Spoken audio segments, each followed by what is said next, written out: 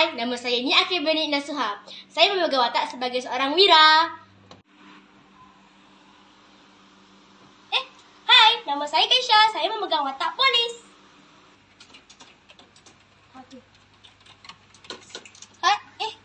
Hai, saya Muhammad Aflik bin Muhammad Rakib. Saya berlaku sebagai polis. Hai, nama saya Alif Alfiras. Saya dalam watak pemberi rasuah.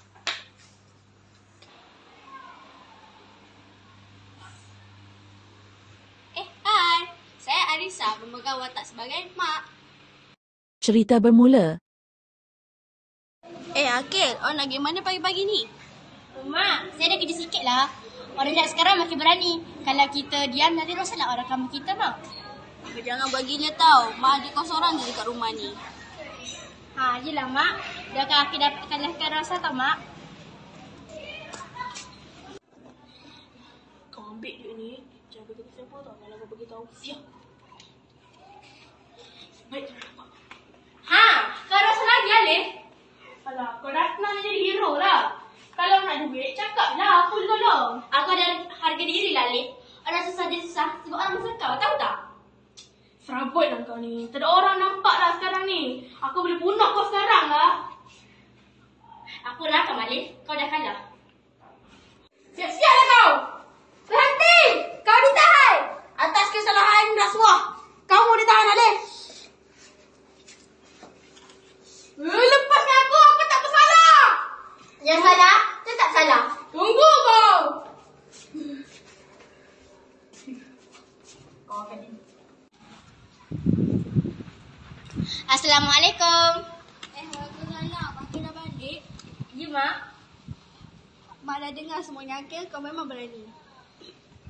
Akhil buat ni demi orang kampung kita dan keluarga kita, Mak. Rasuah musuh negara. Bagusnya, Akil. Nilai dan pengajaran. Saya murid berintegriti. Rasuah saya benci. Saya benci rasuah. Cari rezeki halal. Biar hidup berkat. Saya benci rasuah. Ingat, dia susah. Asal jangan rasuah. Saya benci rasuah. Dari sekolah, kita bermula tolak rasuah sepanjang zaman. Kami benci rasuah. Wira ciri jiwa besar. Jujur amanah di sana wira. Saya benci rasuah. Kita wira anti rasuah, bersih hati teguh marwah, takkan goyah takkan kalah. Oh, demi negara tercinta, kita wira anti rasuah, bersama lawan kejahatan.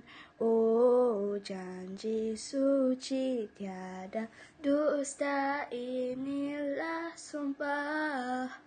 Wira bangsa, wira rakyat.